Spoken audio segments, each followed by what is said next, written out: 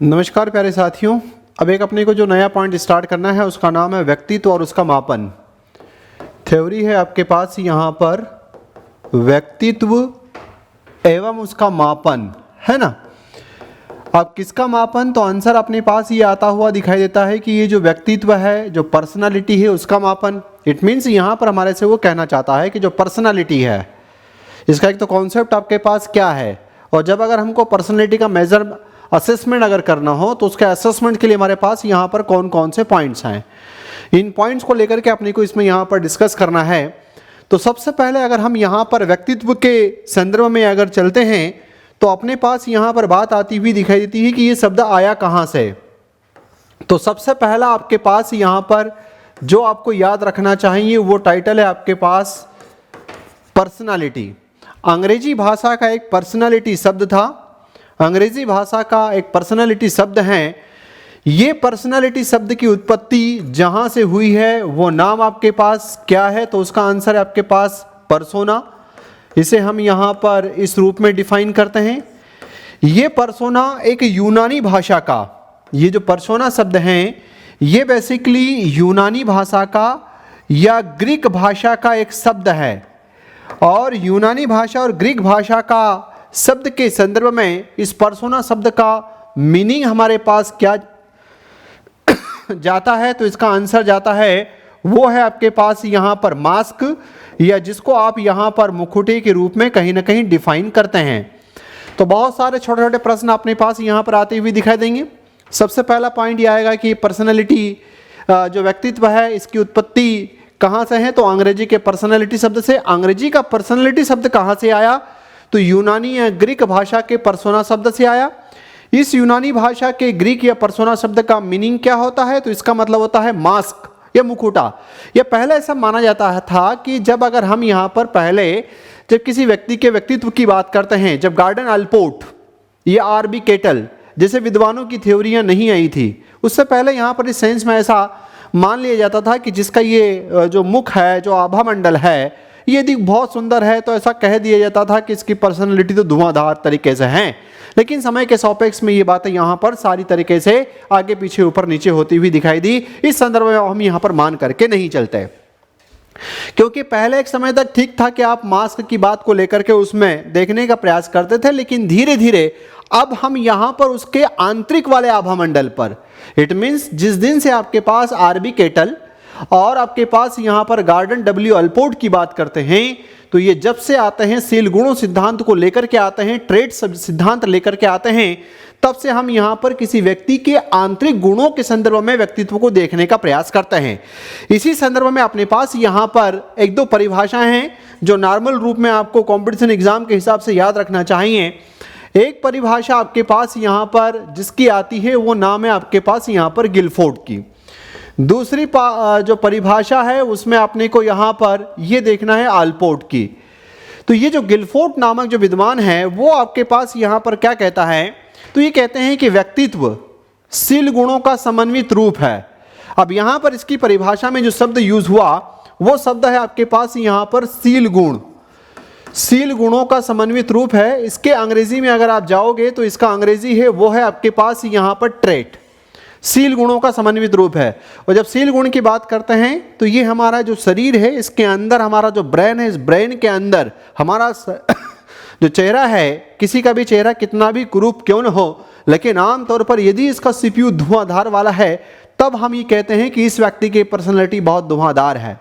तो इसलिए उन्होंने कहा कि व्यक्तित्वशील गुणों का मतलब हमारे अंदर जितने भी गुण पाए जाते हैं जो हमारे चरित्र के हिसाब से उनका जो समन्वित रूप होता है उसको हम यहाँ पर व्यक्तित्व के नाम से जानते हैं।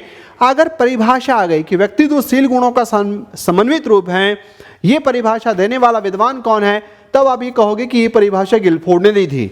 मोस्ट इंपोर्टेंट 2 या 3 परिभाषाएं मैं आपको यहाँ पर इसमें डिस्कस करूंगा।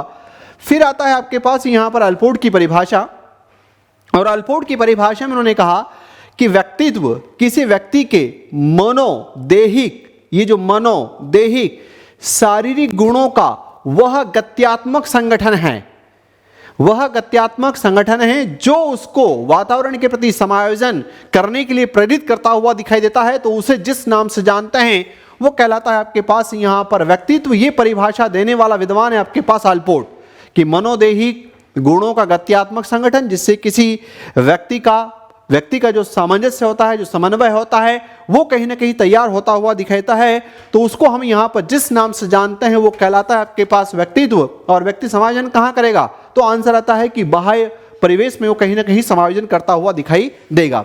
इसके अलावा एक आध परिभाषा इसमें अगर अपन यहाँ पर और देखते हैं तो एक परिभाषा आती है आपके पास यहाँ पर बिग की, और इन्हीं के साथ एक और इनके जो दोस्त हैं वो नाम आपके पास है यहाँ पर हंट।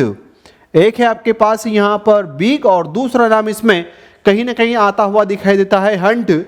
अब इन्होंने भी यहाँ पर उसी प्रकार से बात की कि जब भी अगर कोई व्यक्ति होगा तो उसके जो समस्त व्यवहार होंगे,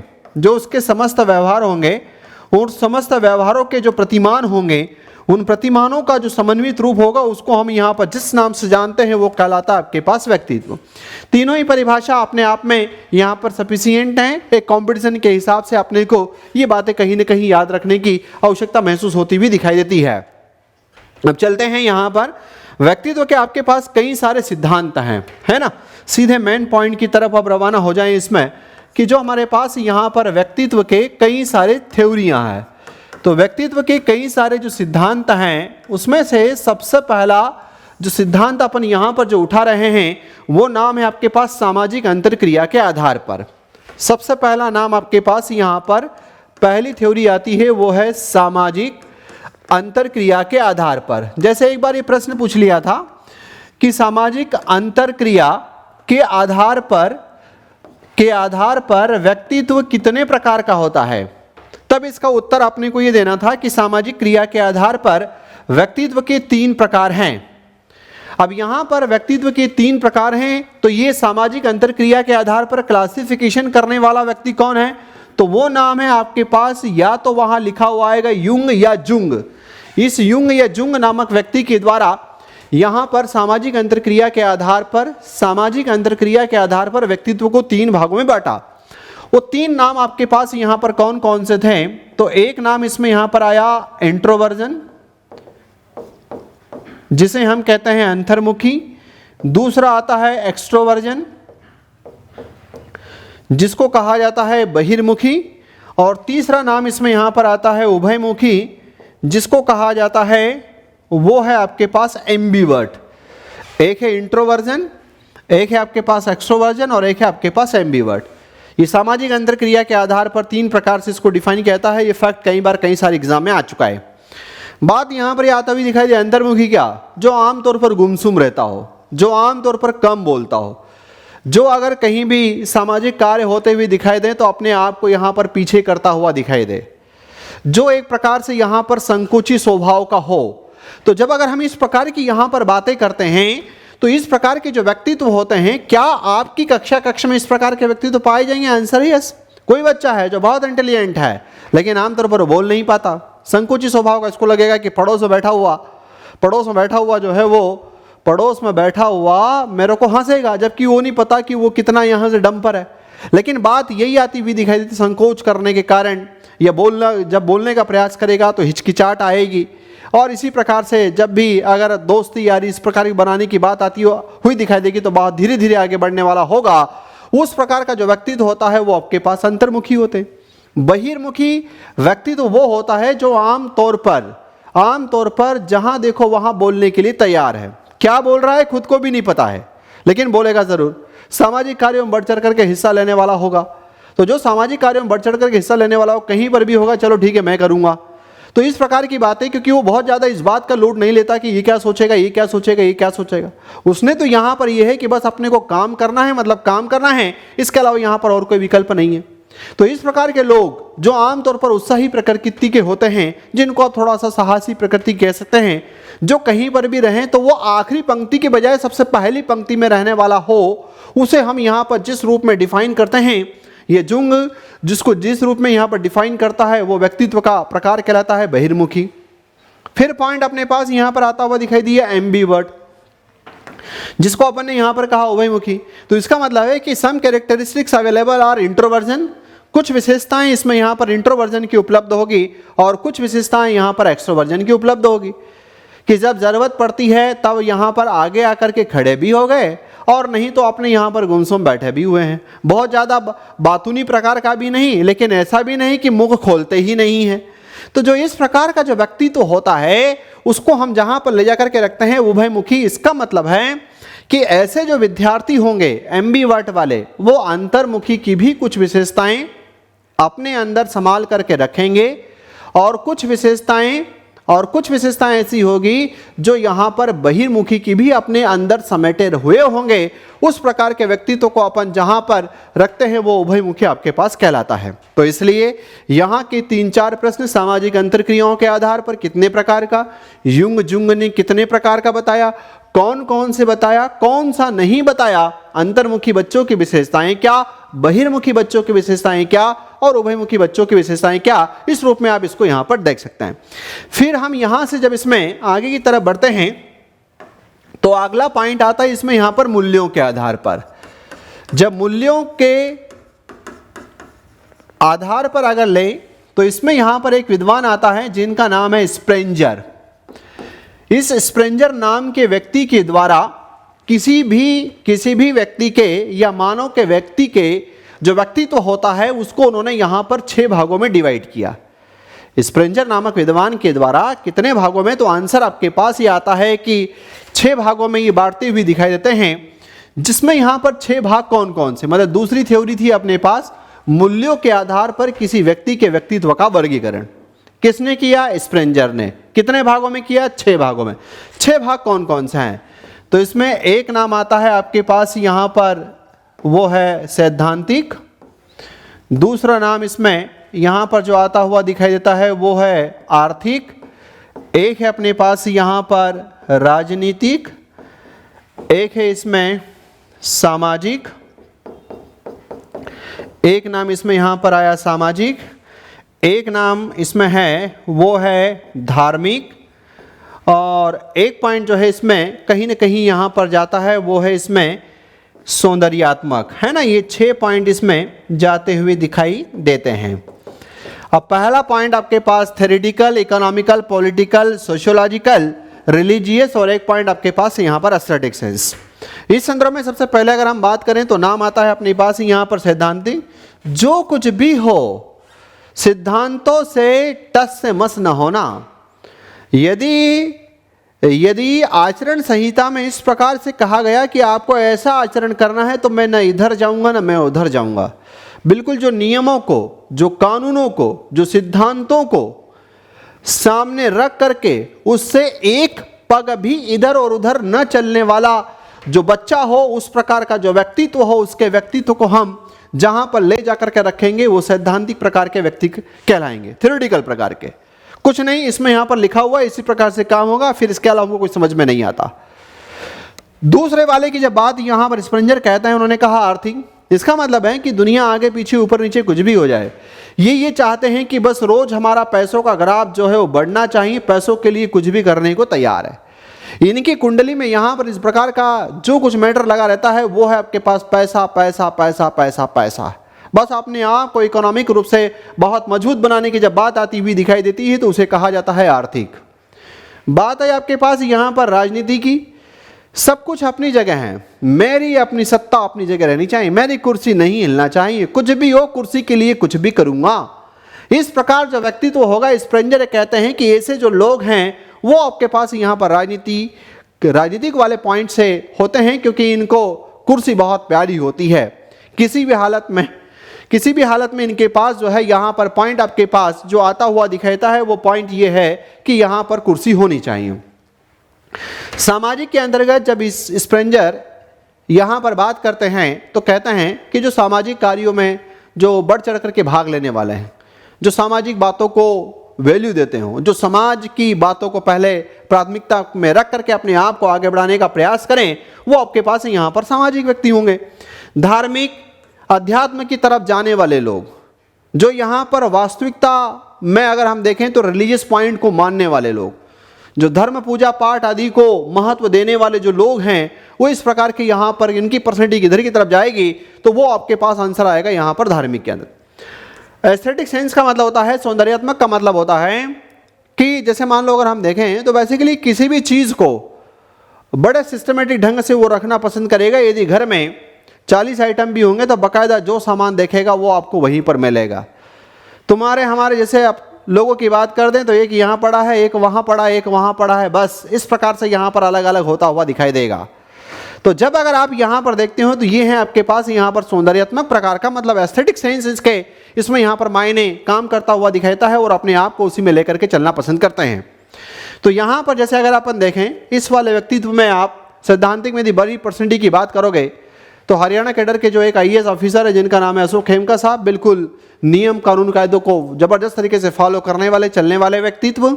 आर्थिक की अगर हम यहाँ पर बात करें तो जो आपके पास टाटा बिरला, अंबानी, अडानी जैसे व्यक्तित्व हैं यहाँ पर। अगर कुर्सी की बात करें तो चाहे अखिलेश हो, चाहे नरेंद्र मोदी जी हो, या फिर आपके पास यहाँ पर और भी जो राजनीतिज्ञ लोग हैं। सामाजिक की बात करें तो जो सामाजिक कार्यों में जो भाग लेते हैं, मतलब जो समाज को पहले रखते हैं, यहाँ पर जब सामाजिक दृष्टि से अगर हम देखें यहाँ पर मदर टेरेसा, बाबा आमटे जैसे लोगों को नाम ले सकते हो। धार्मिक में यहाँ पर अवधेशानंद जी जैसे गुरु और इस प्रकार के जो पॉइंट है जो अपने स्पिरिचुअल के कारण जाने पहचाने जाते हैं। और सौंदर्यात्मक में आपके पास यहाँ पर ऐसा कि किसी के घर गए, आपने देखा कि घर में एक एक सामान बिल्कुल एक एक जगह व्यवस्थित रूप से रखा हुआ है, तब आप ये कह देंगे कि नहीं यार इसका जो व्यक्तित्व है या यहाँ की जो पर्सनैलिटी है जो घर को मैनेज करता है वो बड़ा जो है आपके पास यहाँ पर सौंदर्यात्मक तरीके से मैनेज करता है। तो ये प्रश्न आपके पास यहाँ पर मूल्यों के आधार पर पॉइंट आता हुआ दिखाई दे सकता है, जिसको आप इसमें यहाँ पर याद रखना है। जब अगर हम यहाँ से आगे की तरफ बढ़ते हैं तो तीसरा पॉइंट आपके पास आता है स्वभाव के आधार पर। यह प्रश्न भी एक बार आया है कि स्वभाव के आधार पर किसी व्यक्ति का जो व्यक्तित्व होता है वो कितने भागों में इसमें यहाँ पर बढ़ता है। तो स्वभाव के आधार पर किसी व्यक्ति का व्यक्तित्व 4 भागों में जाता है। इस 4 भागों में ले जाने वाला व्यक्ति कौन है, तो उसका नाम आपके पास यहाँ पर आता है ग्लेन। ग्लेन नामक मनोवैज्ञानिक हैं। इस ग्लेन नामक मनोवैज्ञानिक के द्वारा इनको यहाँ पर 4 भागों में बांटा गया है। उन जब 4 बातों की अगर अपन बात करते हैं इसमें, तो पहला आपके पास जो नाम आता है उसमें आता है उग्र स्वभाव वाला। उसमें जो नाम आता है वो है आपके पास उग्र स्वभाव वाला। जरा सी कोई बात बोली नहीं कि बिल्कुल जो है यहाँ पर क्रोध गुस्से से जो है वो लाल पीला तिल मिलाते हुए दिखाई देंगे। क्या वास्तव में इस प्रकार के व्यक्ति होते हैं? हाँ, बहुत सारे व्यक्ति तो इस प्रकार के हैं जो यहाँ पर उनको गुस्सा जो है उनकी बातों में आमतौर पर इसमें झलकता हुआ अपने को दिखाई देता ही है। दूसरा आपके पास है यहाँ पर चिंताग्रस्त व्यक्ति। चिंताग्रस्त व्यक्ति, और इतनी चिंता कि जिसका हिसाब किताब नहीं है, कि सारी दुनिया का हिसाब किताब जो है उसी को देना है बस। ऑल टाइम जो है वहाँ पर वो दुखियारी जैसे मोड़ की बात अगर आती भी दिखाई दे और चिंता ही करते रहते हैं। और कहा भी जाता है कि जरूरत से ज़्यादा यदि चिंता करोगे तो चिंता का कारण भी बनती भी दिखाई देगी। तो इसलिए अपने पास यहाँ पर जब अगर अपन देखते हैं तब ऐसे कॉन्टेक्स्ट में जो दूसरा ग्लेन ने यहाँ पर प्रकार बताया वो आपके पास चिंताग्रस्त वाला आता हुआ दिखाता है। तीसरा जब यहाँ पर अगर देखें तो नाम आता है निरुत्साही। निरुत्साही प्रकार का जो एक व्यक्तित्व होता है उसकी बात करते हैं। उत्साही नहीं है, टायर हमेशा जो है पंचर मोड में रहते हैं, किसी प्रकार का कोई उत्साह नहीं, बस काम जो है चल रहा है। और उसी प्रकार से अपन यहाँ पर देखें तो इसका मतलब है कि हतोत्साहित होते हैं, मेरे से नहीं होगा, मैं कैसे कराऊंगा, मैं कैसे करूंगी, इस प्रकार की बातों को लेकर के चलने वाले जो व्यक्तित्व होते हैं उसको ग्लेन नामक जो विद्वान है वो कहाँ पर ले जाकर के रखते हैं, तो वो आपके पास यहाँ रखते हैं। और एक पॉइंट आपके पास आता है जिसका नाम है इसमें यहाँ पर क्या, तो आंसर है इसमें उत्साही व्यक्ति। ये वाला व्यक्ति वो है जो आमतौर पर नहीं, जो भी होगा देखा जाएगा, साहस के साथ भिड़ते हुए दिखाई देते हैं। खुद अपने आप का मूल्यांकन करो, इसमें पकड़ में आप आ जाओगे कि मैं हमेशा उत्साह में रहने वाला हूँ, कि मैं हतोत्साहित होते रहता हूँ, कि मेरे से नहीं होगा, ये ज़रूरत से ज़्यादा होगा तो सही पर चिंता पाल पाल करके जो है वो मरे जा रहा हूँ, या फिर मैं ऐसा हूँ कि जब भी अगर कोई मेरे से बात करता है तो उग्र स्वभाव में आ जाता हूँ, लाल पीला होता हुआ दिखाई देता हूँ और गुस्से क्रोध से तरबतर हो जाता हूँ। तो उस प्रकार की जो आपके पास बातें होती है उसको यहाँ पर इसके अंतर्गत रखा जाता है ना। तो ये आपके पास यहाँ पर इसको थोड़ा सा याद रखने का प्रयास अपन इसमें यहाँ पर करेंगे। इसके बाद अब एक धुआंधार वाला जो आपके पास प्रिंसिपल हैं जिसका नाम है इसमें फ्रायड का मनोविश्लेषण का सिद्धांत। अच्छे से सुन लेना और याद रख लेना, कभी ये प्रश्न आपके पास गलत नहीं होगा। फ्रायड का मनोविश्लेषणात्मक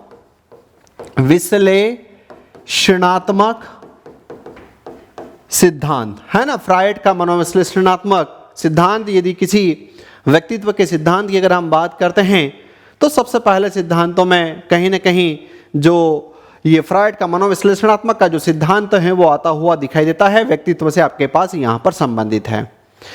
जब अगर हम यहाँ पर फ्रायड के मनोविश्लेषणात्मक सिद्धांत की अगर हम बात करें तो ये जिस बात पर बल देते हैं उसमें यहाँ पर उन्होंने कहा कि 3 बातों को ये फोकस में लेंगे। उन 3 बातों से पहले एक शब्द आप यहाँ पर आपके लिए जो आपको याद रखना चाहिए, जो कई सारी कॉम्पिटिशन एग्जाम में आता है, उस पर अगर हम यहाँ पर फोकस करें तो वो है आपके पास यहाँ पर लिबिडो। पहला तो ये प्रश्न ये कि ये लिबिडो वाला जो कॉन्सेप्ट है ये देने वाला विद्वान कौन है, तो आप ये कहोगे कि इसको देने वाला जो विद्वान है उसका नाम है सिगमंड फ्राइड। सिगमंड फ्राइड नामक विद्वान के द्वारा दिया गया। इस लिबिडो नामक कॉन्सेप्ट के अंतर्गत क्या कहा, तो उसने कहा कि जब भी अगर ये किसी प्रकार की कोई बातचीत करता है तो उस बातचीत में हर पल पर जो है इसका यौन व्यवहार प्रकट होता हुआ रहता है, और इसकी मूल प्रवृत्ति के रूप में इसकी जो मूल प्रवृत्ति होती है, इसकी जो जन्मजात प्रवृत्ति होती है, उसमें बस यहाँ पर वह यौन व्यवहार को वो महत्व देता है। तो अपनी बातचीत में, अपने व्यवहार में यौन व्यवहार को महत्व देने के कारण ही फ्रायड ने इसे यहाँ पर जो यौन व्यवहार वाले पॉइंट्स को नाम दे दिया, वो नाम दे दिया इसमें यहाँ पर उसने कहा लिबिडो है ये। अगर आपसे भी छोटा मोटा प्रश्न आ जाए कि लिबिडो का कॉन्सेप्ट क्या है, तो किसी व्यक्ति के द्वारा अपने व्यवहार में यहाँ पर यौन व्यवहार को ज़्यादा प्राथमिकता देना, ज़्यादा महत्व देना, उसे हम यहाँ पर जिस नाम से जानते हो कहलाता है लिबिडो। ये कहने वाला विद्वान कौन है, तो ये कहने वाला जो विद्वान है उसका नाम है आपके पास यहाँ पर फ्रायड। अब यहाँ पर फ्रायड ने जब अपने व्यक्तित्व का वर्गीकरण किया तो इस व्यक्तित्व के वर्गीकरण को इसने यहाँ पर लिया। सबसे पहले तो इसमें एक लिया ईड में, एक आपके पास यहाँ पर ईगो में, और एक आपके पास यहाँ पर आता हुआ दिखाई दिया वो है इसमें यहाँ पर सुपर ईगो। इंग्लिश नाम ही याद हो तो आपको इसमें ज़्यादा अच्छा है आपके पास यहाँ पर ईड, ईगो, सुपर ईगो। ये अपने इसमें यहाँ पर 3 प्रकार से बातें बताते हैं इसमें। अब जब यहाँ पर ईड का कॉन्सेप्ट आता है तो बेसिकली उसने ये कहा कि एक प्रकार की ये मूल प्रवृत्तियां हैं, ये जो है आपके पास मूल प्रवृत्तियां हैं, और ये मूल प्रवृत्तियां का जो कनेक्शन होता है वो कहाँ से होता है, तो किसी व्यक्ति का जो अनकॉन्शियस माइंड होता है, जो अचेतन माइंड होता है, उस अचेतन माइंड से यहाँ पर इसका कनेक्शन होता है। और इस अचेतन माइंड के अंतर्गत वो हमेशा ऐसे काम करने के लिए तैयार बैठा हुआ है जो जिसको अगर अपन यहाँ पर कहें तो राक्षस प्रवृत्ति के हैं, जो दानव प्रकृति के हैं, या जिस प्रकार से पाशविक प्रवृत्तियां, जिस प्रकार से एक पशु से रिलेटेड यहाँ पर काम होते हैं, उस प्रकार के काम को ये करने और जाने और के लिए जो है वो पहचाना जाता है, तो उसको यहाँ पर रखा जाता है ईड। इसीलिए फ्रायड ने यहाँ पर एक शब्द बोल दिया, और वो शब्द उन्होंने इस अवस्था के अंतर्गत बोला, वो शब्द था यहाँ पर सुखेप्सा। इसको जो है यहाँ पर सुखेप्सा के नाम से जो है वो जाना, और इस सुखेप्सा वाला अंग्रेजी में जो है वो प्लीजर के रूप में डिफाइन होता हुआ दिखाई दिया।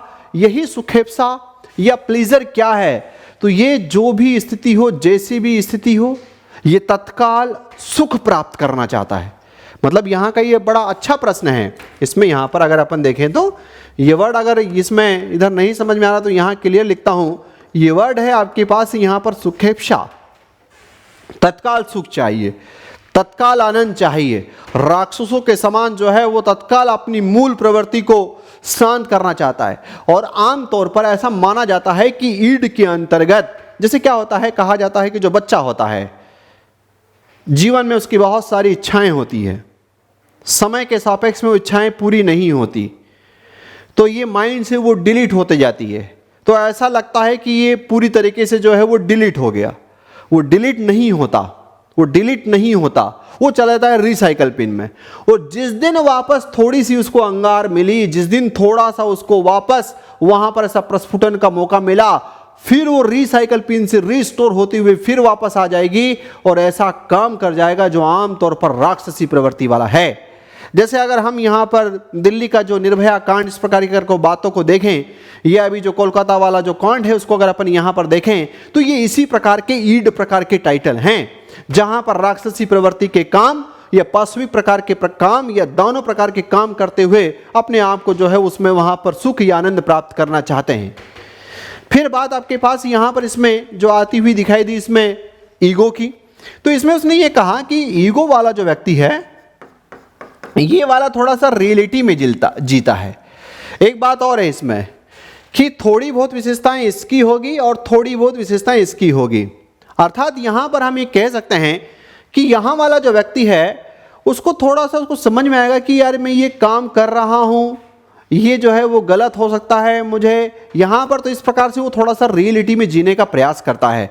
तो आमतौर पर जब अगर अपन यहां पर ईगो को लेकर के अगर देखें तो ईगो के कॉन्टेक्स्ट में आपको जो बताने का कॉन्सेप्ट रहेगा, एक तो ये कि एक पॉइंट आपके पास यहां पर वास्तविक में, दूसरा जैसे इधर अपन ने यहां पर कहा कि यह अचेतन में होता है, तो यहां वाला जो पॉइंट होता है वो है आपके पास अर्धचेतन। मतलब अर्धचेतन इसलिए कि थोड़ा बहुत आपके पास अचेतन का और थोड़ा बहुत आपके पास इधर से चेतन का, इसलिए यहां वाले जो पॉइंट हैं वो है सेमी कॉन्शियस, वो है आपके पास यहां पर इसमें अनकॉन्शियस में जाता हुआ दिखाई देता है, जिसको अनकॉन्शियस या सेमी कॉन्शियस या अर्धचेतन के रूप में अपन इसको यहाँ पर डिफाइन करते हैं। इसमें सामान्यतः इसमें देखने का प्रयास करते हैं यहाँ पर अपन इसके अंतर्गत कि जो कॉन्सेप्ट है आपका वो ये था इसमें कि वास्तविक दुनिया से लेकर के अपने को इसमें मतलब बहुत ज़्यादा अगर आप यहाँ पर देखोगे तो आदमी थोड़ा सा डर और इस प्रकार की बातें आती हुई दिखाई दी है। सुपर ईगो का काम ऐसा है कि एक तो पॉइंट ये है कि इसका मस्तिष्क जो है पूरी तरीके से खुला हुआ है, किसी भी बात को लेकर के फूली तरीके से ये आपके पास यहाँ पर जागरूक है और पूरा समाज के मानदंडों के हिसाब से अपने आप को प्रस्तुत करने वाला व्यक्ति जरा भी आगे पीछे ऊपर नीचे वो नहीं होगा। अगर यहाँ पर समाज के द्वारा जो रूल्स रेगुलेशन कानून कायदे बना दिए गए हैं उसी के हिसाब से अपने आप को यहाँ पर आगे बढ़ाता हुआ दिखाई देगा, तो उस पॉइंट को यहाँ पर जिसमें रखा जाता है वो टाइटल आपके पास कहलाता है। इसमें क्या, तो आंसर आता है कि सुपर ईगो। कहा जाता है कि ये बड़ा आदर्शवान है और पूरी तरीके से ये आदर्शों से निर्मित है और एक शब्द आगे पीछे ऊपर नीचे ये नहीं होने देगा, तो उस वाली बात को इसमें यहाँ पर करते हैं, वो कहलाता है आपके पास क्या, तो आंसर है इसमें सुपर ईगो, है ना। तो इसमें से यहाँ पर पहले तो इसमें दो तीन जो मुख्य प्रश्न क्या हैं, यही है ईड ईगो सुपर ईगो याद रखना है। सबसे खराब, जैसे ये कहा जाता है कि जब अगर बर्फ का टुकड़ा जब पानी में डाला जाता है तो बर्फ का टुकड़ा अंदर की तरफ बहुत रहता है और बाहर की तरफ जरा सा रहता है, तो बाहर की तरफ जो जरा सा रहता है वो है आपके पास सुपर ईगो। ये कहा जाता है कि हम सब के जीवन में कई सारी ऐसी इच्छाएं होगी जो समय के सापेक्ष पूरी नहीं हुई होगी। अब वो पूरी नहीं हुई होगी तो अभी हमको लगता है कि ये सब हमारे मस्तिष्क से डिलीट हो गए, लेकिन वो कोई डिलीट नहीं हुई है, वो सब रिसाइकल पिन में है। कब कहाँ किसके अंदर किस प्रकार की राक्षसी प्रवृत्ति जाग जाए ये यहाँ पर कोई अनुमान नहीं लगा सकता, तो वो सब सारे काम कहाँ पर होंगे, ईड के अंतर्गत होंगे। यदि अगर आप यहाँ पर सिगमंड फ्राइड के हिसाब से आप देखते हो इसमें कि सबसे बेकार से बेकार सबसे गंदा काम अगर कहीं होता हुआ दिखाई दे सकता है तो किस प्रवृत्ति के अंतर्गत करता है, तो जब वो अचेतन मन में होता है, जब ईड में, और फिर कहता है अरे मुझे तो कुछ पता ही नहीं मैंने कैसे कर दिया, तो वो वाली जो बातें आपके पास यहाँ पर जो आती हुई दिखाई देती है वो टाइटल आपके पास कहलाता है ईड। यहाँ आपके पास रियलिटी में है और ये ऐसा है मूल्यों पर चलने वाला, ये ऐसा है जो आदर्शों पर चलने वाला, ये ऐसा है जो समाज के मानदंडों के अनुसार और पूरी तरीके से दिमाग के पूरे दरवाजे खोल करके, अगर इसको भूख भी लगी होगी तो किसी का टिफिन अगर सामने रखा भी हुआ होगा तो उसमें एक कोल भी खाने को तैयार नहीं होगा, क्योंकि इसको लगेगा कि टिफिन वाला यहां नहीं है, मुझे नहीं खाना। तो इस प्रकार की बातों को यहां पर सुपर ईगो के अंतर्गत कहीं ना कहीं इसमें रखने का प्रयास किया जाता है। अब यहां से इसमें आगे की तरफ अगर अपन बढ़ते हैं तो अगला जो इसमें पॉइंट आता है वो टाइटल है इसमें यहाँ पर क्या, तो अगली थ्योरी है इसमें यहाँ पर वो है व्यक्तित्व के सिलगुण सिद्धांत। अब इसके बारे में जो है मैं इसमें यहाँ पर चर्चा करूंगा, बड़ा मोस्ट इंपोर्टेंट पॉइंट है ये, व्यक्तित्व के सिलगुण सिद्धांत, है ना। ये जो है आमतौर पर आपके पास ऐसे सिद्धांत हैं जिनको थोड़ा सा आप याद रखने का प्रयास करें कि विज्ञान की कसौटी पर कसे हुए पॉइंट, विज्ञान की कसौटी पर कसे हुए जो पॉइंट होते हैं वो सिलगुण, जैसे उनको जो कहा जाता है, जैसे उस प्रकार की जो थ्योरी हैं वो टाइप थ्योरियां हैं जिसमें वैज्ञानिकता का अभाव था। ये आपके पास ट्रेट थ्योरियां हैं, उसका अंग्रेजी का टाइप, प्रकार थ्योरियां, TYP, ये है आपके पास ट्रेट, है ना। इनको आप यहां पर ट्रेट थ्योरी के रूप में कहीं ना कहीं यहां पर डिफाइन करते हैं। तो बेसिकली व्यक्तित्व के सिलगुण सिद्धांत में आपने को एक शब्द ये याद रखना है कि यहां पर जो कुछ बताया गया है, जो कुछ बताया गया है वो सब वैज्ञानिक कसौटियों को ध्यान में रख करके बताया गया है। वैज्ञानिक कसौटियों को ध्यान में रख करके जिन सिद्धांतों को देने का प्रयास किया गया है वो है आपके पास व्यक्तित्व के सिलगुण सिद्धांत। सबसे ज्यादा इसमें आप यहां पर जो नाम याद रखेंगे वो रखेंगे, एक तो आपके पास है यहां पर RB और केटल, ये आप इसमें यहां पर रखें व्यक्तित्व के सिलगुण सिद्धांत में, मतलब ये वैज्ञानिक दृष्टि से जो बनाया गया सिद्धांत में आपके पास है यहां पर। दूसरा नाम इसमें यहां पर आता है वो है गार्डन, W और आल्पोर्ट, इसमें यहां पर इनका मुख्य नाम है। गार्डन, W, आल्पोर्ट इनका मुख्य नाम है। इस बिहाव पर ये बातें इसमें आती हुई दिखाई देती है। तीसरा यहां पर अगर आप बाई चांस इसमें लेना चाहें तो एक नाम कभी कभी यहां पर इनका भी नाम आता हुआ दिखाई देता है, वो है इसमें आइजेंक का। लेकिन सबसे ज़्यादा जिनकी थ्योरियां प्रसिद्ध हैं, फेमस हैं, वो है आपके पास यहां पर RB केटल की और गार्डन, W, आल्पोर्ट की। ये दो थ्योरियां इसमें यहां पर जबरदस्त तरीके से फेमस हैं। सबसे पहला नाम अपन इसमें से यहां पर जो उठाते हैं वो है आपके पास यहां पर RB केटल। तो पहला प्रश्न तो आपका ऐसा ही आ सकता है कि RB केटल ने व्यक्तित्व का किस प्रकार का सिद्धांत दिया है, तब ये कहेंगे कि RB केटल ने व्यक्तित्व का सिलगुण सिद्धांत दिया है। आप ये कहेंगे कि व्यक्तित्व का सिलगुण सिद्धांत दिया है, तब यहां पर फिर ऐसा प्रश्न ये जग सकता है कि RB केटल के अनुसार सिलगुण होते क्या हैं, ट्रेट होते क्या हैं, गुण होते क्या हैं। तो जब अगर हम इसमें देखें तो इसमें इसका मानना होता है कि किसी व्यक्ति के व्यक्तित्व की वह विशेषता है जिसके आधार पर वो भविष्य में कैसा व्यवहार करेगा। किसी व्यक्तित्व की वह आधारभूत विशेषता जिसके आधार पर हम ये कहेंगे कि वह व्यवहार कैसे करेगा।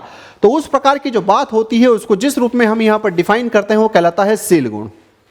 वो क्या कहलाता है? देखो आप इसको ऐसा याद रखो, बेसिकली इसको हटा दोगे सील को तो ये पॉइंट आया आपके पास यहाँ पर गुण। गुण मतलब जानते ही अपन, सील का मतलब आया, जैसे एक आया सुशील मतलब अच्छे गुण वाला, एक आया आपके पास यहाँ पर बेकार गुणों वाला, है ना। तो आप ये कहते हो कि ये जो सील शब्द है ये भी वापस उसी प्रकार का, लेकिन चूंकि अंग्रेजी शब्द इसमें यहाँ पर ट्रेट आया है इसलिए इसको डिफाइन करना पड़ेगा। तो उस संदर्भ में अपने पास यहाँ पर जो बात आती हुई दिखाई दी कि सिलगुण का जो कॉन्सेप्ट था वो आपके पास यहाँ पर क्या है, तो वो टाइटल आपके पास गया कि किसी व्यक्तित्व की वह आधारभूत विशेषताएं जिसके आधार पर वो भविष्य में कैसा व्यवहार करेगा, उस पॉइंट को हम यहाँ पर जिस नाम से जानते हैं वो कहलाता है सिलगुण। अगला यहाँ का सबसे पावरफुल याद रखेंगे RB केटल वाले में ये पॉइंट है, इसमें यहाँ पर ये वाला शब्द टेक्निकली, ये ऐसा एक बार प्रश्न आ गया था कि 16 PF का संबंध किससे है, तो आप कहना RB केटल से। क्या है ये? तो ये किसी व्यक्ति के व्यक्तित्व को मापने के लिए एक परीक्षण है, जिसको यहां पर P से मतलब क्या था, तो इस P से मतलब था इसमें यहां पर पर्सनालिटी, है ना। और ये जो आपके पास है F, इसका मतलब है आपके पास फैक्टर। अगर ऐसा प्रश्न आ जाए कि 16 व्यक्तित्व कारक का जो परीक्षण है वो किसके द्वारा बनाया गया, RB केटल। प्रश्न तो कई बार आ चुका है कि निम्नलिखित में से RB केटल के द्वारा विकसित किया गया जो परीक्षण है उस परीक्षण का नाम क्या है, तब आप अपन यहाँ पर ये कहते हैं कि उनके द्वारा जो परीक्षण विकसित किया गया है उसको हम यहाँ पर 16 PF के नाम से कहीं ना कहीं जानते हैं।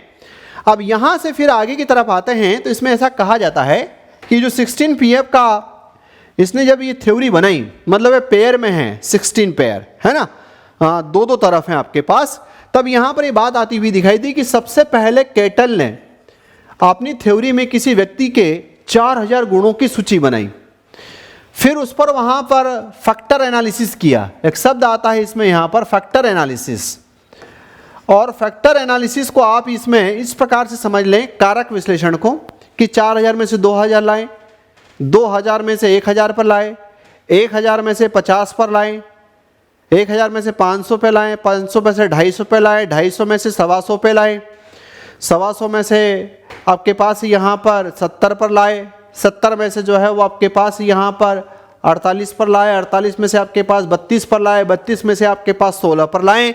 और इस प्रकार से जैसे रहता ना कि किसी उसमें यहाँ पर मथनी में बार बार बार बार मत करके कि अब ऐसे यहाँ पर 16 पीएफ के अंतर्गत कौन से 16 प्रकार के यहाँ पर जोड़े रखे जाएं किसी व्यक्ति के व्यक्तित्व के गुण, जिनके आधार पर हम उसका सटीक अनुमान लगा सकते हैं। तो ये श्रृंखला आपके पास वहां से होती हुई धीरे धीरे आपके पास ऐसी आगे की तरफ बढ़ती हुई दिखाई दी, जिसको इसने यहाँ पर नाम क्या दिया, उसको यहाँ पर 16 पीएफ के रूप में जाना। अब अगला प्रश्न आपने से ये पूछ सकते हैं इसमें कि यहाँ पर ये जो सील गुण हैं, आरबी केटल ने इन सील गुणों को कितने भागों में बांटा। तो आंसर आया कि आरबी केटल ने जो आपके पास यहाँ पर सील गुण है उनको 2 भागों में बांटते हैं। एक नाम इसमें यहाँ पर आते हैं जिसको उन्होंने कहा सतही, एक नाम इसमें यहाँ पर आता हुआ दिखाई दिया सतही, और दूसरा इसमें यहाँ पर जो आता हुआ दिखाई दिया उसको उन्होंने यहाँ पर जो नाम दिया वो है स्रोत, है ना। एक को लिया उन्होंने सतही और दूसरे को लिया उन्होंने स्रोत। अब इसमें यहाँ पर थोड़ा सा एक काम करो, बहुत सिंपल शब्दों में बताऊंगा। जैसे ये पॉइंट आपके पास है यहाँ पर क्या, तो आंसर आया कि ये इसका अंग्रेजी है सरफेस, ये है आपके पास सोर्स। सरफेस को आप ऐसे देखो कि जैसे मान लो अगर मेरा कोई व्यक्तित्व है, तो मेरा व्यक्तित्व का कोई ऐसा गुण जो प्रत्यक्ष किसी व्यक्ति को सीधे सीधे सामने अगर दिखाई दे, तो जब अगर उसको सीधे सीधे सामने दिखाई दे तो उस प्रकार के गुणों को उन्होंने यहाँ पर जिस प्रकार से कहा, वो ये कहा कि आपके पास यहाँ पर सतही गुण है। मतलब ये किसी व्यक्ति में यहाँ पर उस व्यक्ति से मुलाकात करते हुए ही जैसे आप मुलाकात करोगे तो वैसे ही आपको पता चल जाएगा कि ये व्यक्ति आपके पास कैसा है, वो पॉइंट आपके पास सतही। इसका मतलब है कि जब आपने गया, आपने उसको जैसे ही हाथ मिलाया और बस केवल आपने हाथ ऐसा दे दिया और ये कोई बहुत ज़्यादा उसमें गर्म जोशी वाला पॉइंट नहीं दिखाया, तो वो समझ लेगा कि यार इस व्यक्ति का जो यहाँ पर ये इंट्रोवर्जन टाइप का है, घुन्ना टाइप का व्यक्ति है। बात आती हुई दिखाई दी आपके पास स्रोत वाली। तो जब स्रोत की बात करते हैं तो इसमें यहाँ पर किसी व्यक्ति के जो व्यक्तित्व के जो सील गुण होते हैं वो सामान्यतः छिपे हुए रहते हैं, और जो एकदम से यहाँ पर बाहर नहीं आएंगे, सिचुएशन के हिसाब से वो बाहर लाता हुआ दिखाई देगा। तो उनको केटल ने यहाँ पर, आरबी केटल ने जो नाम दिया वो दिया आपके पास यहाँ पर स्रोत। प्रश्न क्या है अगेन, आरबी केटल का सिद्धांत सील गुण सिद्धांत है व्यक्तित्व का। 16 पीएफ दिया, पीएफ का फुल फॉर्म है पर्सनालिटी फैक्टर, पर्सनालिटी का हिंदी व्यक्तित्व, फैक्टर का कारक। इस टेस्ट को बनाने के लिए कारक विश्लेषण तकनीक का उपयोग किया। 4000 गुणों में से वो आखिरी में 16 गुणों पर आया। 16 गुण जो है वो आपके पास वहां पर पेयर में जोड़े में उपलब्ध हैं। अब उसमें यहाँ पर उन्होंने सील गुणों को 2 भागों में बांटा।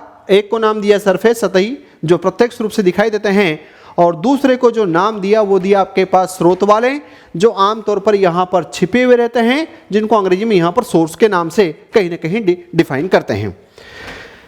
अब यहाँ से चलते हैं इसमें गार्डन डब्ल्यू अल्पोर्ट पे, है ना। अगला नाम है आपके पास यहाँ पर गार्डन डब्ल्यू अल्पोर्ट। तो एक तो आप इसमें यहाँ पर ये याद रखेंगे कि ये अल्पोर्ट भी जिस प्रकार का सिद्धांत देने के लिए जाना और पहचाना जाता है उसका नाम है आपके पास यहाँ पर सील गुण सिद्धांत। इस सील गुण सिद्धांत को अंग्रेजी में क्या कहते हैं, तो इसको हम यहाँ पर ट्रेट थ्योरी के नाम से जानते हैं। और ट्रेट थ्योरियाँ कैसी हैं, तो आमतौर पर ऐसा है कि वैज्ञानिकता की कसौटी पर कसे गए ये सिद्धांत हैं, जहाँ पर साइंटिफिक तरीके से बातों को पूरी तरीके से इसमें यहाँ पर शामिल किया गया है। वैज्ञानिकता का इसमें यहाँ पर महत्व है। इन्होंने अपने जो सिद्धांत हैं उस सिद्धांत के अंतर्गत बेसिकली 2 प्रकार के गुणों की बात की। मतलब इन्होंने सील गुण कितने प्रकार के बताए, तो अपने लिए अच्छा हो गया कि इन्होंने भी यहाँ पर 2 प्रकार के बताए, लेकिन नाम आपके पास यहाँ पर इसमें और उसमें अलग अलग हैं। यहां पर एक नाम आया इसमें, यहां पर सामान्यशील गुण। एक को नाम दिया इन्होंने, वो कहा इसमें सामान्यशील गुण, और दूसरे को जो इन्होंने यहां पर नाम दिया ये है आपके पास इसमें यहां पर सामान्य, और दूसरे को इन्होंने नाम दिया यहां पर व्यक्तिगतशील गुण, है ना। दूसरे को नाम दिया व्यक्तिगतशील गुण। अब इसमें यहां पर जब यहां से आगे बढ़ेंगे तो एक पॉइंट ये ऐसा है कि ये जो आपके पास है व्यक्तिगतशील गुण, ये अगेन वापस यहां पर 3 भागों में फिर टूटते हैं। ये आपके पास यहां पर 3 भागों में फिर टूटते हैं, जिसमें एक का नाम आपके पास आता है प्रमुखशील गुण, एक आता है आपके पास यहां पर प्रमुखशील गुण, दूसरा जो इसमें नाम आपके पास आता है यहां पर इसमें वो है केंद्रीय, दूसरा जो आपके पास नाम आता है वो है इसमें केंद्रीय, और तीसरा नाम आता है इसमें यहां पर गौण। अब देखो, जब अगर हम यहां पर प्रमुख की अंग्रेजी आपको पता होनी चाहिए, जरूरत पड़ सकती है, इसका अंग्रेजी है आपके पास कार्डिनल, ये है आपके पास कार्डिनल प्रकार का, है ना। ये वाला है आपके पास सेंट्रल प्रकार का, और ये वाला है आपके पास गौण वाला, जिसको अपन कहते हैं इसमें ये सेकेंडरी प्रकार का आपके पास टाइटल है। तो ये तो हो गए सबके अंग्रेजी नाम। अब यहाँ पर देखें कि ये जो अपने पास जब इसमें इस प्रकार की बात आती है सामान्यशील गुण की, तो उन्होंने कहा कि ये क्या है। तो इसमें आप ऐसा देखो, सामान्य का मतलब कि जैसे हमारा कोई समाज है, हमारी कोई संस्कृति है, इस समाज और इस संस्कृति में, इस समाज और इस संस्कृति में लोग जो पाए जाते हैं, और उन लोगों में अधिकांश लोगों में ये गुण उपलब्ध हैं, अधिकांश लोगों में ये गुण उपलब्ध हैं, उनको हम यहाँ पर जिस नाम से जानते हो कहलाता है सामान्यशील गुण। क्योंकि सारी इस दुनिया के लोगों को, सारे लोगों को आप ऐसे यहाँ पर अलग अलग तो इसमें बांट नहीं सकते। तो जब अलग अलग अगर आप इसको यहाँ पर बांट नहीं सकते, तब उसी संदर्भ में आपके पास यहाँ पर जो बात आती हुई दिखाई देगी कि ये क्या होगा, तो ये ऐसा है कि सामान्यशील गुण यार ये सब में है, तो फिर उस आधार पर किसी व्यक्ति के व्यक्तित्व की पहचान नहीं होती। पर जब आप व्यक्तिगत कह दोगे, और व्यक्तिगत को भी जब 3 भागों में बांटोगे, तब वहां पर यह बात आती हुई दिखाई देगी कि किसी व्यक्ति की जान पहचान जो बनती है वो आम तौर पर यहां पर व्यक्तिगतशील गुणों से बनती है, और ये बहुत कम लोगों में पाए जाते हैं। अब इसमें यहां पर सबसे पहला जो आपके पास नाम आया, अपन ने कहा कि व्यक्तिगत, देखो ये ऐसा है कि जो अधिकांश लोगों में पाए जाते हैं, व्यक्तिगतशील गुण ऐसे हैं जो बहुत कम लोगों में पाए जाते हैं। और बहुत कम लोगों वाले कॉन्टेस्ट को भी फिर अगेन 3 भागों में तोड़ा, जिसमें आपके पास यहाँ पर सबसे पहला नाम आया इसमें, वो आया प्रमुख, जिसको आप यहाँ पर क्या कह रहे हो अंग्रेजी में, तो ये आपके पास यहाँ पर कहलाता है कार्डिनल। कार्डिनल का सबसे बेहतरीन पॉइंट आपके पास इसमें यह है कि जैसे आप सभी लोगों ने महात्मा गांधी का नाम सुना है, तो आंसर है कि यस, आप सब लोगों ने सुना है। क्या महात्मा गांधी जी को पूरी दुनिया अहिंसा के लिए जानती है, तो आंसर है कि हाँ, महात्मा गांधी को पूरी दुनिया अहिंसा के लिए जानती है। तो ऐसा कहा जाएगा कि ये महात्मा गांधी जी का अहिंसा नामक वो गुण है जिसके बिहाव पर सारी दुनिया इनको जानती और पहचानती है, वो पॉइंट आपके पास यहां पर कहलाता है कार्डिनल गुण। अगर हम यहां पर राम जी की बात करते हैं, तो मर्यादा पुरुषोत्तम राम के रूप में जाने जाते हैं, तो उनका व्यक्तित्व का कोई ऐसा एक गुण जो उनकी पहचान बन चुका हो, वो टाइटल आपके पास यहां पर गॉर्डन डब्ल्यू ऑलपोर्ट के अनुसार जिस प्रकार के गुण कहलाते हैं, वो कार्डिनल गुण इसमें यहां पर कहलाते हैं, और इनको हम यहां पर प्रमुख प्रकार के गुणों के नाम से जानते हैं। अगर आप हिटलर की बात करोगे, तो हिटलर जो है वो अधिनायकवाद के रूप में जाने जाते हैं, पूरी दुनिया में उनका वही गुण है। ऐसे बिरले व्यक्ति आपको यहां पर कार्डिनल गुण के अंतर्गत मिलेंगे, बिरले व्यक्ति मिलेंगे। कुछ व्यक्ति मिलेंगे जो अपनी किसी एक बात के लिए, मदर टेरेसा को सेवा के लिए जानते हो, ऐसे कुछ एक लोग रहोगे जिनका एक शब्द यहां पर पूरी दुनिया पर छाता हुआ दिखाई देता है, और उसी की वजह से उनका नाम है, वो प्रकार आपके पास यहां पर कहलाता है कार्डिनल। जब अगर हम यहां से दूसरे वाले पॉइंट पर जाते हैं, तो नाम है आपके पास केंद्रीय। तो उसने ये कहा कि ये जो सेंट्रल प्रकार के जो गुण होते हैं, ये किसी व्यक्ति में इनकी संख्या आपके पास यहाँ पर 5 से 10 तक होती है। अगर हम इसको देखते हैं तो ये 5 से 10 तक इसमें होते हैं कि हाँ ठीक है, ये व्यवहार कुशल है, ये आत्मविश्वासी हैं, ये सत्यनिष्ठा का पालन करता है, निष्पक्षता इसकी बातों में आती हुई दिखाई देती है, ये बहुत ज़्यादा जो है वो यहाँ पर ये सहिष्णु है। इस प्रकार के कुछ 10 एक गुण होते हैं जिसकी वजह से जो है उसको कहीं ना कहीं पहचानने का प्रयास करें। देखो ये पॉइंट था कार्डिनल वाला, वो यूनिक प्रकार का था और इसमें आने वाले बिरले लोग हैं। अब यहाँ पर चूंकि 5 से 10 गुण हैं तो 5 से 10 गुणों में तो बहुत सारे लोग आते हुए आपके पास दिखाई देंगे, मतलब इसकी तुलना में यहाँ पर आपके पास ज़्यादा होंगे। पर इन दोनों में अगर आप कंपैरिजन करोगे कि सबसे ज़्यादा पावरफुल कौन सा है तो वो कार्डिनल है, उनसे कम थोड़ा सा पावरफुल कौन सा, तो नाम आपके पास सेंट्रल आएगा।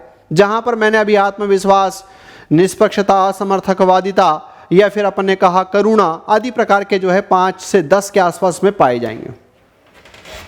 फिर यहाँ पर आता हुआ दिखाई दिए गौण। इस गौण को आपने जिस नाम से जाना वो पॉइंट आपके पास यहाँ पर क्या कहलाया, तो इसको अपने यहाँ पर सेकेंडरी कहा।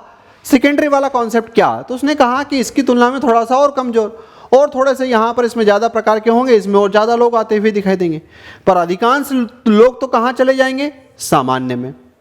जो फिर यहाँ पर होंगे व्यक्तिगत में वो भी 3 भागों में बढ़ गए, कुछ कार्डिनल में बढ़ गए, कुछ सेंट्रल में बढ़ गए और कुछ आपके पास यहाँ पर सेकेंडरी वाले पॉइंट्स पर बनते हुए दिखाई दे।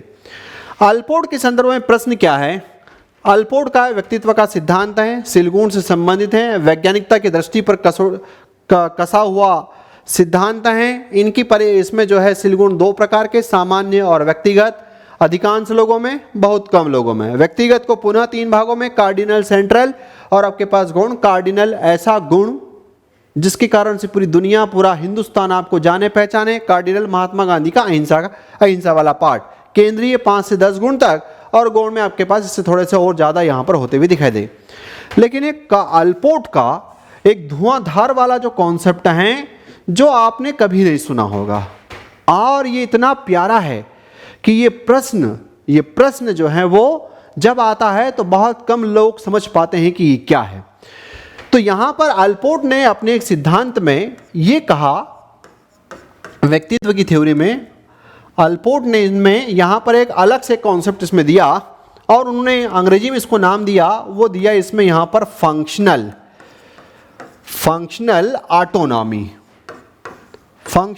ऑटोनॉमी जो है इसको यहाँ पर नाम दिया। इसका हिंदी नाम क्या गया, इसका हिंदी नाम गया आपके पास यहाँ पर कार्यात्मक, इसका हिंदी नाम गया कार्यात्मक स्वायत्ता। ये इसका जो है हिंदी नाम जाता हुआ दिखाई देता है। इसको मैं यहाँ पर किसी एग्जाम्पल की सहायता समझाऊंगा, फंक्शनल ऑटोनॉमी को, कार्यात्मक स्वायत्ता को, इसको समझ लेना। जैसे मान लो कोई व्यक्ति है, किसी गांव का एक व्यक्ति है ना, अगर ये गांव का व्यक्ति है, सन 2000 की बात करें, ईयर 2000 की बात करें, सन 2000 में इसको जो टैग मिला हुआ था वो मिला हुआ था बीपीएल का, है ना। इस व्यक्ति को एक टैग मिला हुआ था कि सन 2000 के साल में, वर्ष 2000 में ये कैसा था, बीपीएल था। कौन था, ये था बिलो पॉवर्टी लाइन। रात दिन मेहनत कर करके अब यहाँ पर यही गांव का व्यक्ति सन 2024 में, 2024 के ईयर में अमीरों की श्रेणी में जाता हुआ दिखाई देता है। यहां उसने जो काम किए वो 18 घंटे काम किए, यहां इसने जो काम किए वो 18 घंटे काम किए। अब यहां पर भी वो बहुत बड़ा धन्ना सेठ बन गया है, फिर भी 18 घंटे फिर भी काम कर रहा है। तब लोग ये कहते हैं, लोग इनके लिए गलत शब्द यूज करते हैं, बोले कितनी हाई पड़ी है, क्यों कर रहा है ऐसा। पर जिंदगी के पायदान पर ध्यान रखिए, उनको हाई नहीं पड़ी है। उनको ये पता है बेसिकली यहां पर कि जब मैं गरीब था तब मैंने 18 घंटे मेहनत की है, अब मैं अमीर हूं, पर उनका शरीर ऐसा ढल चुका है कि यदि वो 18 घंटे काम नहीं करेंगे तो बीमार पड़ जाएंगे। तो इसलिए उन्होंने यहां पर ये कहा कि फंक्शनल ऑटोनॉमी किसी व्यक्ति के व्यक्तित्व के संदर्भ में कार्यात्मक स्वायत्ता, इस बात को कि जब वो अपने जीवन के सबसे निचले पड़ाव पर होता है और तब तगड़ी वाली मेहनत करता है, और जब वो बहुत बड़ा आदमी बन जाता है तब भी उसी प्रकार की तगड़ी वाली जो मेहनत कर रहा है, अब वो पैसे के लिए नहीं कर रहा है, अब आपका उसका जो शरीर है उस प्रकार की बातों में ढल चुका है और उसको उस प्रकार के काम करने की आदत पड़ चुकी है, उसे उसने यहाँ पर कहा कि फंक्शन ऑटोनॉमी। और लोग कहते हैं कि कितना और जोड़ेगा, तो वो जोड़ने के लिए नहीं काम कर रहा है। अब उसका शरीर है जो उसको फंक्शनल मोड में है और वो चाहता है कि मैं इसी मोड में हमेशा यहाँ पर काम करते रहूं। यहाँ इसके लिए पैसा प्राइमरी चीज था, अब यहाँ पर आकर के इसके लिए पैसा जो है वो सेकेंडरी वाले टाइटल पर जाता हुआ दिखाई देता है। तो इस प्रकार की जब अगर अपन इसमें यहाँ पर बातों को देखते हैं तो उन्होंने इसी के रूप में डिफाइन किया कि जो पहले का जो उसके जीवन के जो अनुभव थे, अब यहाँ पर बहुत बड़ा आदमी बनने पर भी उसी अनुभव को वो आगे भी उसी प्रकार से रखना चाहता है। अगर तुम उसको बहुत ज़्यादा आर्टी सार्टी पार्टी में और कहोगे कि अरे क्यों काम करता है, सभी संतान बच्चे बहू सब हो तो गए, अब तेरे को उसमें यहाँ पर करने की आवश्यकता नहीं है, लेकिन वो आदमी जो है मानने वाला नहीं है और आदमी फिर भी वो काम करेगा, उसे यहाँ पर जिस नाम से जानते हैं वो पॉइंट क्या कहलाता है, तो उसे फंक्शनल ऑटोनॉमी कहा जाता है। बड़ा प्यारा प्रश्न, लीडिंग प्रश्न। उदाहरण से याद रखना, आपके गांव में भी कोई ऐसा व्यक्ति होगा, तब आप उसको वहां पर उसी दृष्टि से देखें कि जब इसके पास कुछ नहीं था तब ये खूब मेहनत करते थे, आज इनके पास बहुत कुछ है, उसके बावजूद भी ये दादा क्यों मेहनत कर रहा है, तो दादा पैसे के लिए मेहनत नहीं कर रहा है। फंक्शनल ऑटोनॉमी, उसका व्यक्तित्व इस प्रकार से अब वो ढल गया है कि वो अपने पिछले अनुभवों से जो प्रभावित होकर के ही वापस आगे की तरफ भी जब तक जिएगा वो वैसा ही काम करेगा। और तुम कहते हो कि अरे बड़े बहुत ज़्यादा इनको हाई पड़ी है, वो हाई का हिस्सा वहाँ पर नहीं है। इस सेंस को आप यहाँ पर फंक्शनल ऑटोनॉमी के कॉन्सेप्ट को याद रखने का प्रयास करें, इसी से आपका इसमें यहाँ पर काम हो जाएगा। अब हमने यहाँ पर व्यक्तित्व के शब्द की उत्पत्ति से लेकर के उसके व्यक्तित्व की परिभाषाओं के बाद में विभिन्न प्रकार के व्यक्तित्व के सिद्धांतों को जहाँ पर देखें, अगर हम देखें तो जुंग से लेते हुए स्प्रेंजर से होते हुए उसके बाद में आपके पास यहाँ पर ग्लेन के पास जाते हुए, फ्राइड से होते हुए फिर यहाँ पर आपके पास आर.बी. केटल और गॉर्डन डब्ल्यू. अल्पोर्ट तक हमने यहाँ पर इनकी जो बेसिक आपके सारे काम के कॉन्सेप्ट हैं उन सब बातों को मैंने यहाँ पर डिस्कस कर लिया है। तो अगर आप इस व्यक्तित्व के इतने सिद्धांतों को थोड़ा सा ध्यानपूर्वक केयरफुली अगर ध्यान रख लेंगे तो आपका प्रश्न इसमें से 100% यहाँ पर गलत नहीं होगा। कभी कभी कुछ चीज़ें इसलिए भी पढ़नी चाहिए कि बेसिकली ये सब सारी चीज़ें पढ़ ली, बाई चांस ऐसा प्रश्न आ जाता है जो हमको उसका उत्तर नहीं आ रहा है, तब आपको लगेगा कि अरे मैंने तो अल्पोर्ट में पढ़ा था, अरे ये तो मैंने उसमें आर.बी. केटल में पढ़ा था, अरे यार ये वाली बातें तो उसमें फ्राइड के मनोविश्लेषणात्मक सिद्धांत में पढ़ी थी, नहीं यार ये स्प्रेंजर में पढ़ा था, ये युंग में पढ़ा था, ये ग्लेन में पढ़ा था। तो ऐसे भी आप किसी प्रश्न के उत्तर को सही तरीके से यहाँ पर उत्तर उसका टिक कर सकते हैं, उसका ध्यान दे सकते हैं, उसका उत्तर लगा सकते हैं। ठीक है, तो इस पॉइंट को मैं यही विराम देता हूँ। मैं अगले वाले उसमें वहाँ पर आपको ये बताऊँगा कि व्यक्तित्व के मापन के जो तकनीकें हैं कौन कौन सी हैं, उन पर मैं चर्चा करूँगा। इस सेशन को मैं यही विराम दे रहा हूँ। जय हिंद, जय भारत।